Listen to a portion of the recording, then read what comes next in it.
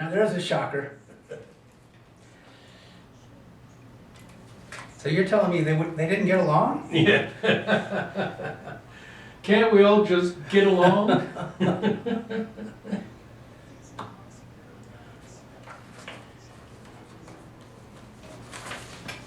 I don't think that's. Of course it is. Of course it was personal. That's obvious.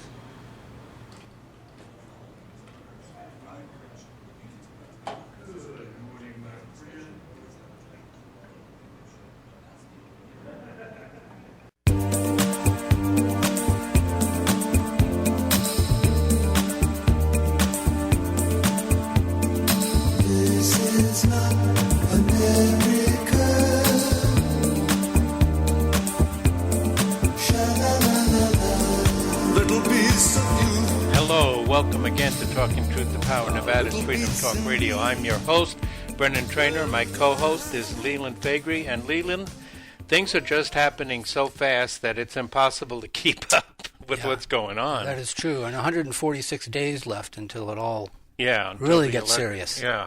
Because if Trump wins, and I expect that he will, that's when the real rioting is going to begin. Mm-hmm. I'm not so sure if he will win because he still has some time to right the ship, and hopefully the jobs, program that came out, which they talked it back a little bit, saying they miscalculated some of it, but hopefully this will not be a check. That we won't have a reversal like you have in the markets, a reversal back to the mean. Back to the support, and it'll continue to go, and it won't be just a blip. But what are you citing, though? I mean, the Rasmussen, which is the only legitimate poll out there, still has him hovering in the same virtual area that he's been for 3.5 years. Okay, I can't cite the exact polls, but.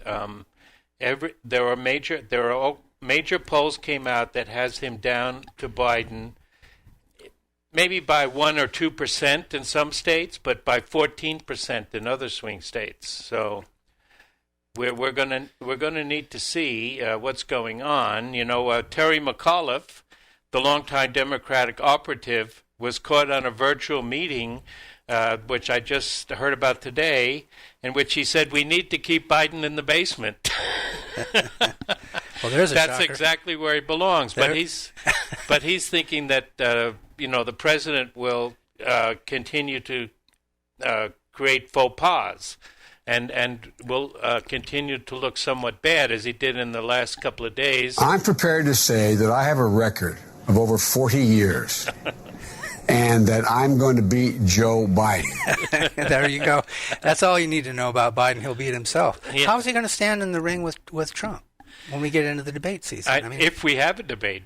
I mean, if COVID-19 is still around... So he'll respectively bow out? They'll and then try to find a way not to have a debate. Yeah, but then he's got an ad campaign against how, right. his dementia is not worthy of the office. So. Yeah. And hopefully that will sway a lot of people. But...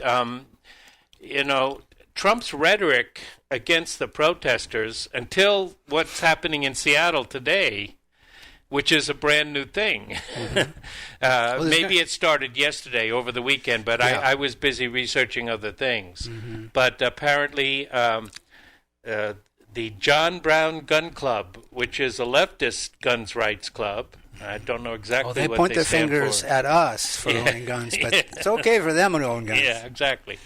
They have taken over several city blocks in Seattle, and the police have abandoned the precinct.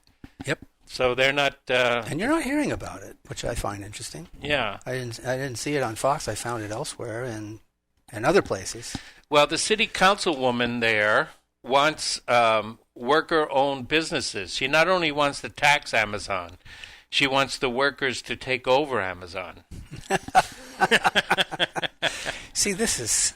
Well, this is a caricature of Orwell, isn't it? I mean, isn't this what we're watching? If it spreads beyond it has to. woke Seattle. What's going to keep it there? You know? Well, I mean, then I'm still not going to call it the military, but then you need to call out the National Guard if they can't figure out what to do here. But again, the police have simply abandoned the situation apparently in Seattle, and their Antifa or John Brown Gun Club, whatever you want to say, they're calling it a no-go zone. Yeah, and people are putting signs in their windows, effectively saying, keep moving, everything's fine, because they don't want their businesses or their, living residences. I'm not sure what's in that 6-block area of Seattle, but they don't want happening there what they've been watching over the last couple of weeks. Right. Yeah. So the we're frightened. There's a socialist that's all over YouTube, and unfortunately, I don't like to talk about him or even listen to him that much. But his big or even thing, point out on our show. Yeah. But his big thing is worker co-ops. And I saw him in a debate. Co-op is socialism. Yeah, well, no, we've had co-ops in this country before. But it's effectively the same premise. Well, not if it's voluntary. If it's voluntary. Yes, yeah, so he had a debate with a libertarian, and the libertarian just kept saying, well, go for it. It's not illegal to have a worker-owned business. Go for it. Remember Ben and Jerry tried something similar? Well, it was the same thing, wasn't it? I think. Yeah. Well, it was close to it. I don't know if they actually gave the workers control, but they gave the workers a much bigger say. Yeah. And it didn't work out. They couldn't, they tried. They couldn't hire anybody. Most workers are not Marxist because most workers are just interested in having good pay and good benefits and being able to bring up their family. That's it, yeah. And they're not interested in the day-to-day runnings of their business. Otherwise, they'd be business owners. Yeah, exactly. And I'm a long-time paid worker like that. I mean, I didn't volunteer for a whole lot of committees and stuff. I did some, and, especially when I was younger. But then after a while, it just... hey, I'm just happy to have a job here. I'll do my job and I'll leave. And I'll be nice to everybody. And I won't say anything wrong unless they push me. One supervisor pushed me for a while, and I stayed and she left. So even, so workers do have some power. But that's a good point. Yep. Yeah, but, a lot of workers just reject Marxism because they're not interested in all the extra work it seems to entail. Right. It has to be an awfully difficult thing to be persuasive if you're a Marxist, if you're an organizer. Right. To convince these people that this is the way you need to come, Right. I can't imagine, because it's difficult enough on our side. Right. We try to do the same thing. I mean, how is it that you don't understand our perspective when history shows that their perspective leads to chaos and tragedy? Right. I mean, every Marxist country is an economic failure except for China, and they're not really Marxists. They're a mixed economy. Well, it's a fascist state. Yeah, well, it's a mixed economy with authoritarian. They're always described as communists, but they're really just a fascist state. Yeah. Well, don't go away. We're just getting started.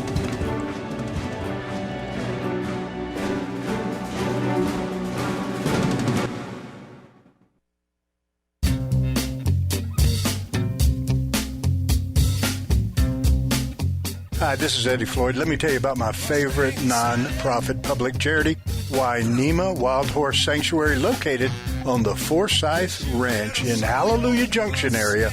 And please go to www.wainemaranch.com. That's WYNEMA ranch.com.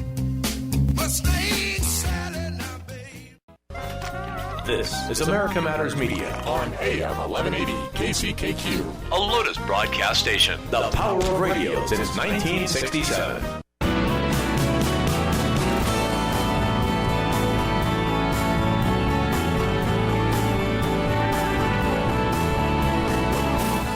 Unable to listen to the whole show? A recording of today's program will be available later today. Visit americamatters.us and click on the podcast link. Now, back to the show.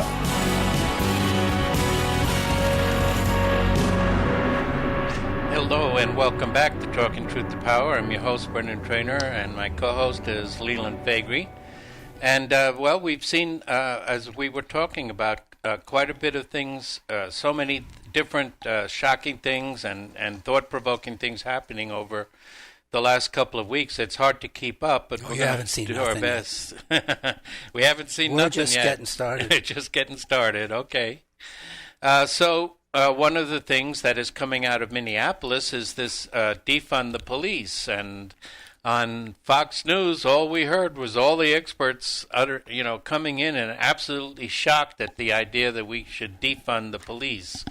But as a matter of fact, this has been talked about, and it's also been a libertarian theme. Here, you know what? I've even got a copy of the book, although I must admit I've only read a couple of chapters, The End of Policing. And this is one of the books they're talking about by Alex Vitale. And what it's basically saying is that... Jesus is going to come back. That's what he's saying. Yeah. It's just about as likely. Yeah. But... the main question is, how effective are the police in the first place? I mean, the whole thing that we're hearing from the right is that if we didn't have the cops, we'd have chaos. But is that really true? Well, it would be worse. I think the real problem here is the cause side of it. It's the causation. We have created a nation of poorly educated people. That's part of it? That's the problem. Yep. So you could probably inversely reduce the number of law enforcement in the streets across the country if you had a common American agenda. We don't have that anymore. We don't teach civics in the schools. In Nevada now, the law says they have to teach the Constitution, but the Constitution can be interpreted as a living, breathing Constitution. And those teachers went through the public school system. Right. So they don't know anything about it. No. That's the problem. Yeah, look at the phones light up.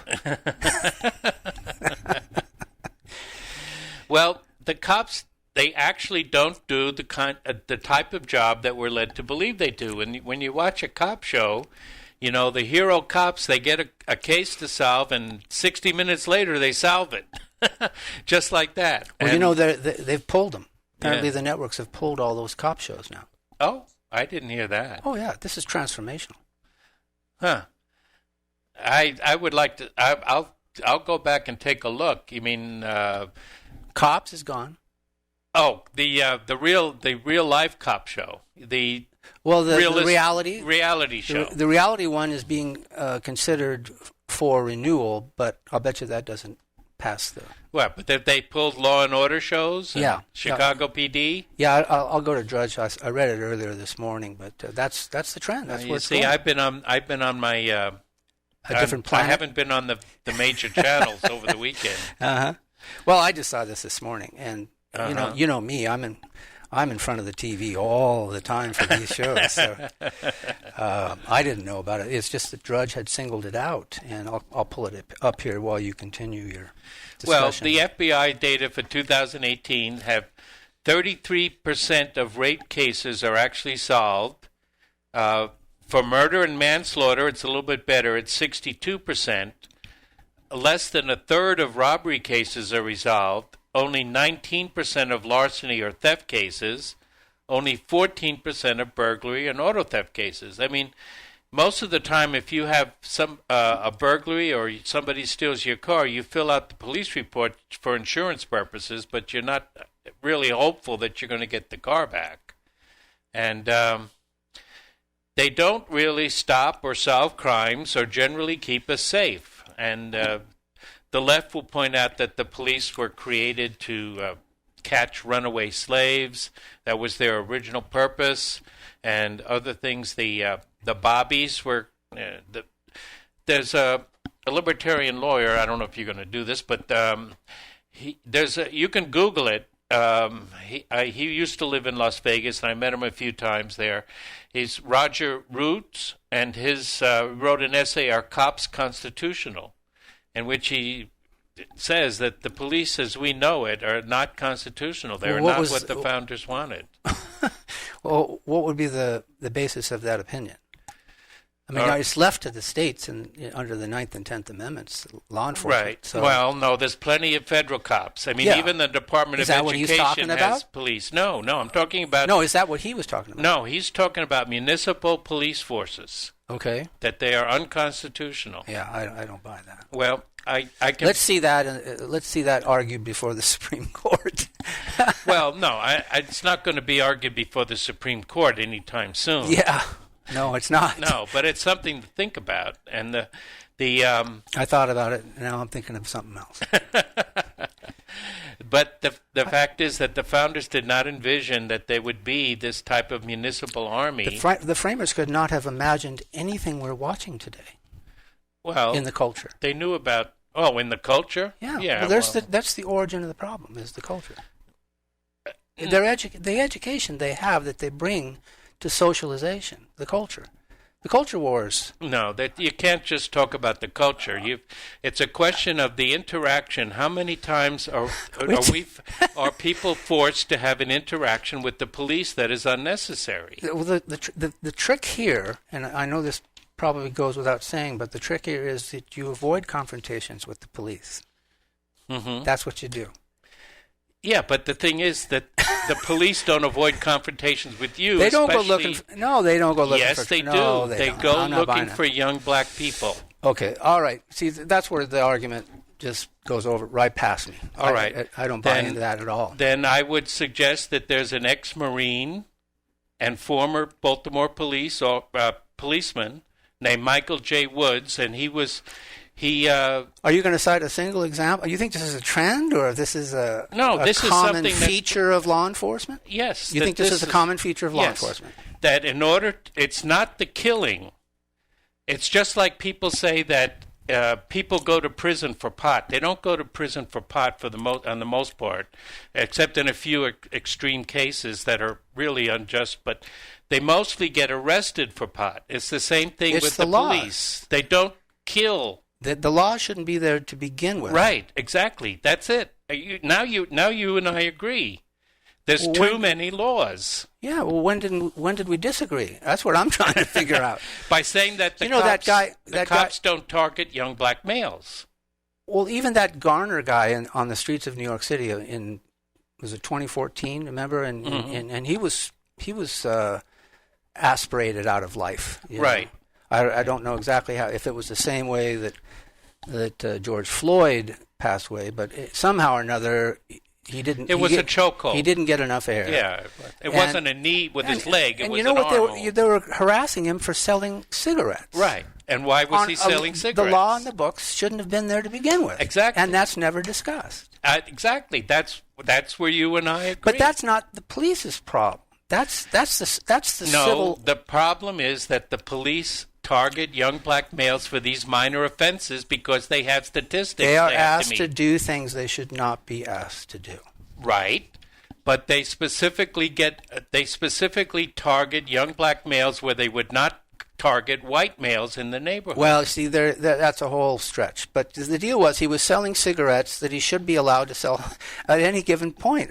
Well, drugs. I mean, same thing. George Floyd had a arrest as a young person that was some kind of robbery, and I'm sorry, I don't know exactly whether it involved a gun or not. Talking about George Floyd? Yeah.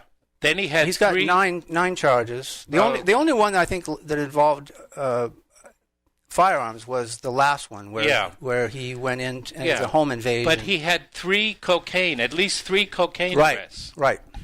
See, so that's the problem. Now, why was he agitated in the back seat of the car? Everybody says he didn't resist arrest, but when they put him in the back seat of the car, he got agitated.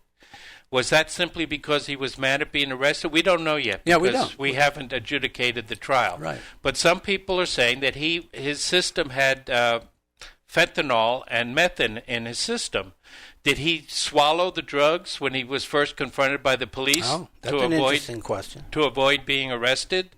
Yeah, so like you say, it comes back to laws that shouldn't be on the books, and one of the big ones is the drug laws. Right. And one of the things that they're saying that they have said in Seattle is to decriminalize the drugs and decriminalize sex work.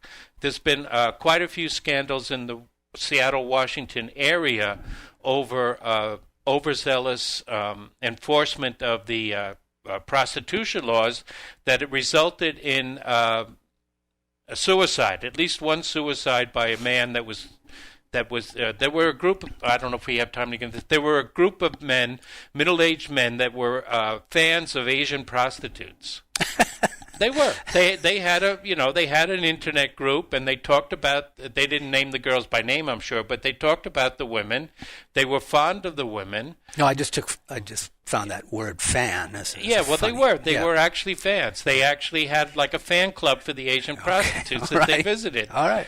And when the police started arresting the Asian massage parlors, which is racist, and which is the same thing in Florida, when the owner of the Patriots was caught up in it. It was an Asian massage parlor, and when they targeted those, and they targeted them, these men were caught up in it, and one of them was, under a lot of social pressure, and he killed himself. And so what we're saying is that we're both agreeing that these victimless crimes are part of the problem. Right? Oh, yeah. No, there's no question about that. Yeah. A big part of the problem. Big, yes. Yeah, huge.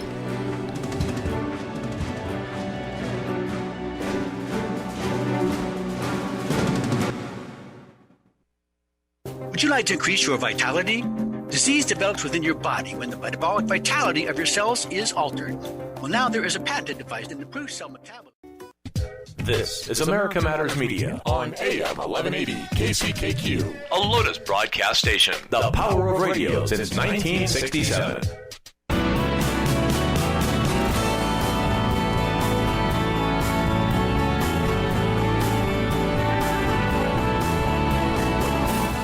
To join the conversation, call 844-790-TALK. That's 844-790-8255.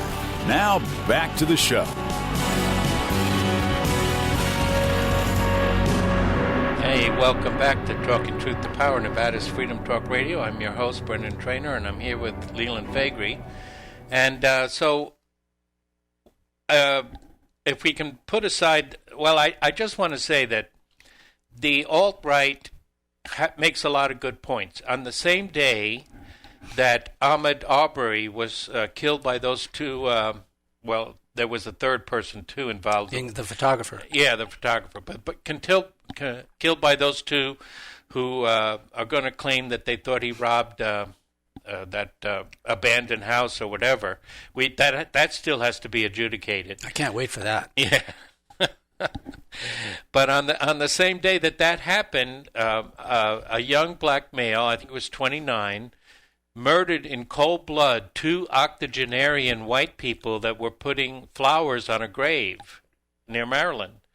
And Arbery made national news, and the two white people that were murdered did not make the national news. It probably made local news, but we didn't see anything on CNN or even Fox about it.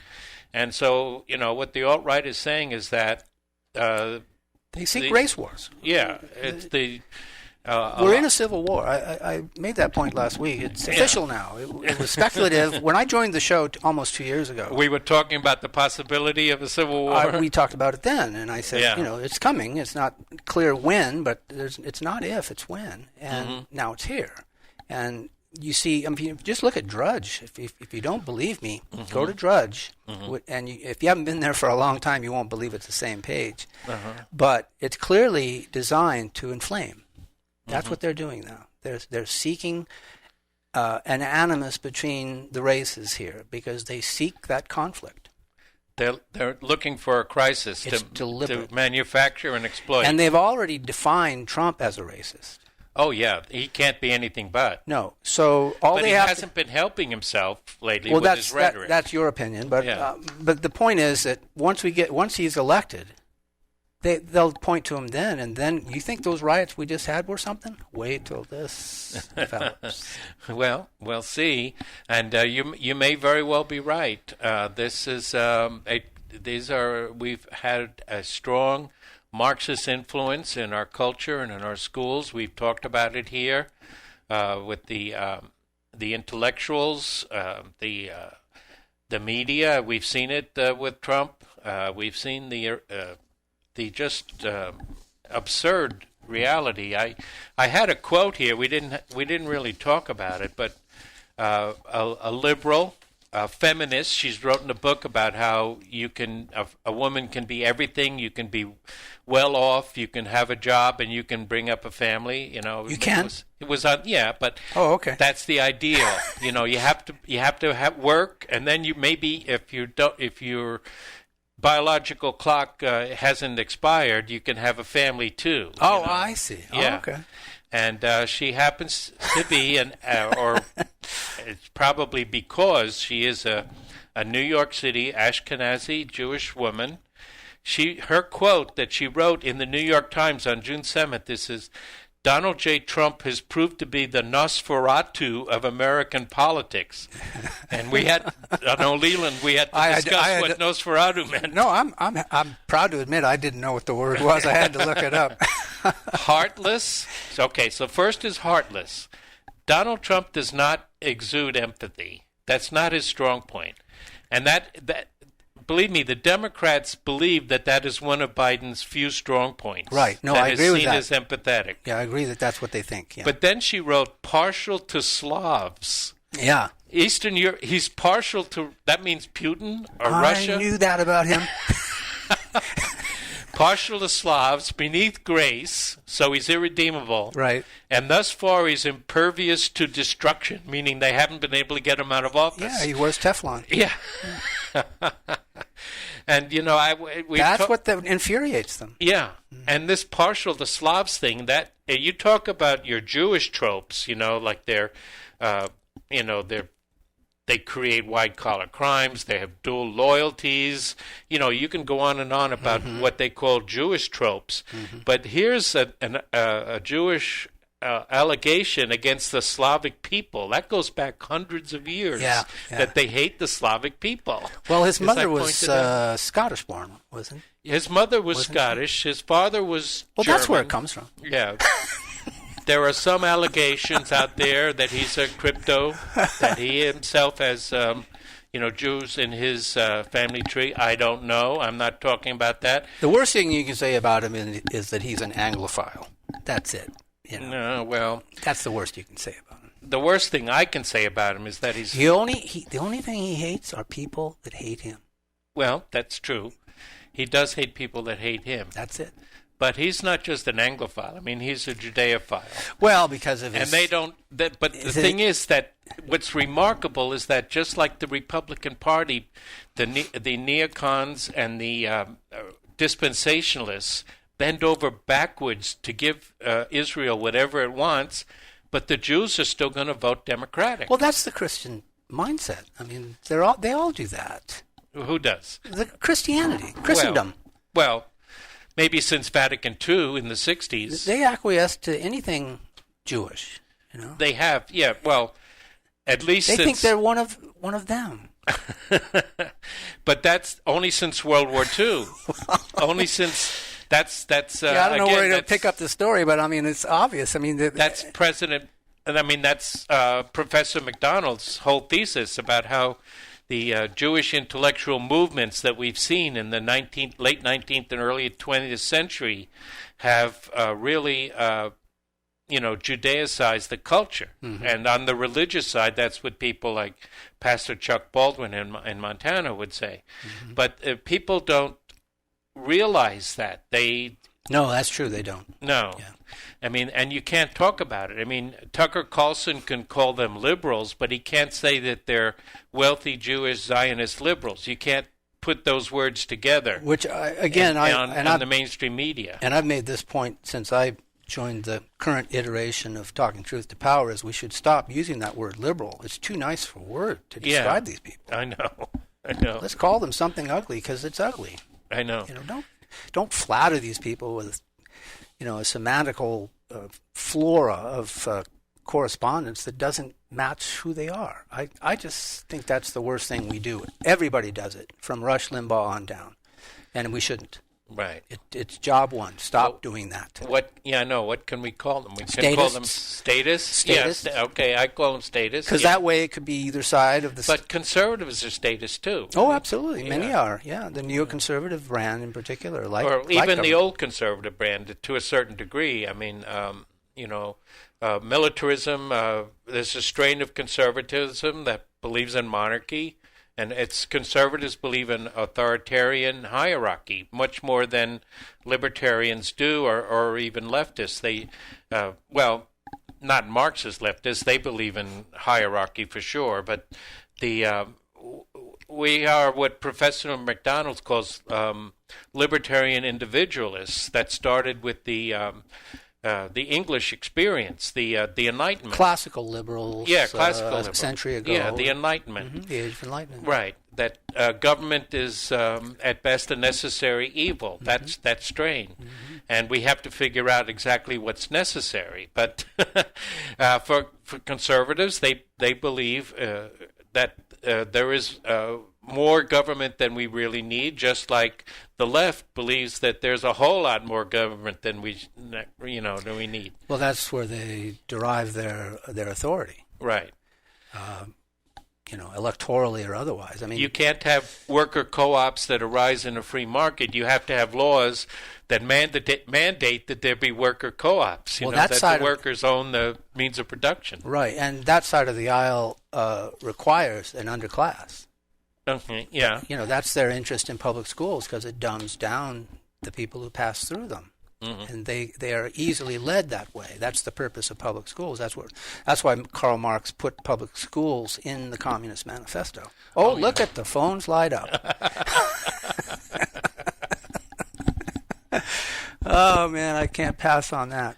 No, you can't. I mean, unfortunately, we speak a lot of truth here, but sometimes we don't seem to get... And it gets around the world, which is... Yeah, we're heard around the world, www.americamatters.us. Not too shabby. No. And even in China, especially if you have a VPN, you can place yourself outside of the firewall and you can listen in. They haven't gotten around that yet. A lot of Chinese do. Politburo hasn't gotten around that. Yeah, they haven't figured out. They can't. I mean, the World Wide Web so far has been pretty resilient to all kinds of censorship attempts on it. But I mean, the Chinese Communist Constitution guarantees freedom of speech. I think the Soviet Constitution. Yeah, they probably did too. But. You don't. It's a bourgeois right. That's what it is to the communists. But they, with their economic freedom, they don't feel that oppressed yet. Most of them. I mean, like I said, exactly this is not like the Soviet Union. Mm-hmm. They can travel around the world. Absolutely right. They see the world that way, and they come back to. Most of them come back to China. They're not. It's not a stagnating economy. It's a growing economy, which is why we have to come to grips with the Chinese phenomenon. Well, actually, the GDP shrank in the last number that I saw, but but historically. Oh, yeah. Yeah. It's the last 40 years. Extraordinary phenomenon, yeah.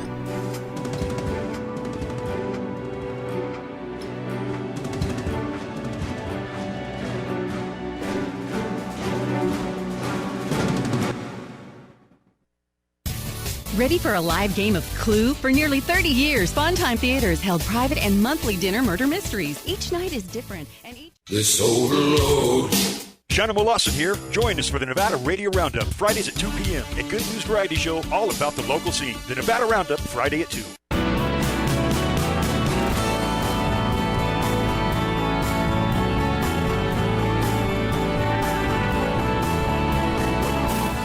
Are you shy and don't want to talk on the air? Text us your questions or comments to 775-237-2266. Now, back to the show.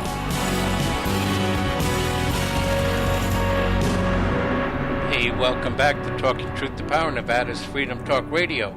And, I think the public health officials, they owe us an apology for what has gone on more than one. March. Right. their complete turnaround for political reasons on the issues regarding the protests and public gatherings reveals that they were totally against those demonstrating for opening up the economy, while suddenly they're approving the demonstrations. That's pretty disturbing, isn't it? Well, because what we're watching with the race wars is much more important than the COVID-19 virus. Right. Everybody knows that. Yes, because racism kills. That's right. It's going to be killing, I'll tell you. We're just getting started. But that WHO declaration day before yesterday, where they said that the what was their assertion about if you're asymptomatic people, you're probably not going to give away, and then they retracted it 24 hours later. They did. I didn't hear the retraction. So I mean, that's an understatement what you said. Because that's a record for being wrong, Yeah, first it was hours. Wear masks, then it was don't wear masks, then it was back to wear masks, and then it was Fauci that hauled it in. So I mean, and you can't believe him. So I mean, the WHO might be just as right as Fauci. I mean, we don't know anything about this. No, we don't, and that's what's absolutely amazing. The scientific consensus is that it was not man-made, but there are some dissidents out there that saying that they think it could have been man-made. Then we have the whole complete shutdown of all these economies, which could turn into a 10-year depression. Is what some people are saying. Hopefully, the free market. The reason why I like Trump and the Republicans in general is that I think they create more jobs than the Democrats can, because they get rid of excess taxation and they get rid of regulation. Well, remember when Barack Obama said, "Well, how are you going to do that? Wave a magic wand?" Yeah. Well, guess what? Yeah. Now he's going to wave a magic wand for a second time. And the numbers are already there. I mean, just coming in today, I noticed how many more cars were on the streets. I mean, right. This is empirical evidence. Nevada's in phase 2. I'm not sure what that means. But but it's only New York and California that are slowing the goddamn thing down. Right, yeah. And will continue to do so. Right. And Cuomo is, some people on the left are adulating and admiring Cuomo, but he's the one that, well, first of all, he is the one that gave immunity to the nursing homes, and then he set the old sick people into the nursing homes. And then blamed the CDC for it. Yeah. These guys are something else, I know. And this is the beauty of federalism. For those listeners who don't understand this, when you give states this kind of autonomy, they can walk themselves right off a cliff, and I think that's what a lot of these governors have done, and not just Cuomo. Yeah, well, of course, Whitmer. And it's not just that they were wrong, it's just that they were hypocrites, but there's a larger sense here of his science politicized. Science is supposed to be the objective search for the truth, based on experimentation and falsification of theories that don't. But now we've had global warming, which has been falsified so many times, and they still but it's bring good out, for a laugh. They still bring out the old tropes that 97% of scientists believe in their theory of global warming, and all of these things. They keep dragging them into the mud when we know they're not true. The world is not going to come to an end in 12 years, and yet they hold these big political rallies about that. And now we see it with public health, when suddenly, social justice, inequality is a greater threat than COVID-19. All of a sudden, out of nowhere, literally overnight. Right, literally overnight. As soon as those protesters were in the streets, it didn't take them long. So they have an active management arrangement at the highest levels. These guys are always thinking. I don't think they ever sleep. Right. Or they have a team maybe that, you sleep now and I'll work on it. Right. And I'll sleep later and you come back. I don't know exactly how it works, and we're never going to know. Right. But that's how they operate. Right. And they're always thinking if Trump breathes, they'll come up with something that they can criticize him for. That's really what he has to go. Globalism must be maintained at all costs. That's what this is. Right. Well, yeah, the globalism, to me especially, is not so much the economic, but it's the entangling alliances. It's the political aspect. Yeah, it's George Washington's farewell address is the most anti-globalist statement that I can think of. And when you extrapolate from not only that quote that you cite, but also the reason for the war for independence in the first place. Right. War for independence is pretty clear. It wasn't for interdependence. It was for independence. Right. Right. And we've just snubbed and spit on the framers ever since. Well, beginning with roughly World War I is basically when it became obvious. Yeah, that was the beginning of the, and that was also right after World War I that you had you had the beginnings of Zionism, you had the beginnings of the Freudian revolution. A lot of people. There are very few Freudian psychotherapists left, but a lot of people, I mean, it's been pretty much discredited. I've been looking for them, and I just can't find them. It's been pretty much discredited, but if you read a Jewish biography of Sigmund Freud, he's still the greatest psychologist that ever lived. And his whole thing was to demean Western culture and to call anybody that believes in Western culture is pathological. It's sick. That was the whole emphasis of a lot of these neo-Marxist, intellectual movements, such as the end of evolutionary psychology or evolutionary biology and social science, and then there was the cultural Marxism of the Frankfurt School, and all of these different movements have infiltrated our society to a degree that we are not aware of. Top down, and what's going on in the public schools. And that's what you do when you send your kids to public schools. Oh my gosh! Look at the phones light up. Because that's where the damage is done. Yeah, and people rebel. My nephew in San Diego was, when he was in high school, he was always rebelling against indoctrination. Good for him. I admire him for it. But a lot of people can't do that or won't do that. Well, it probably won't end well for him. Right. It didn't end well for me. No. I had to leave without a degree, and I should have had several.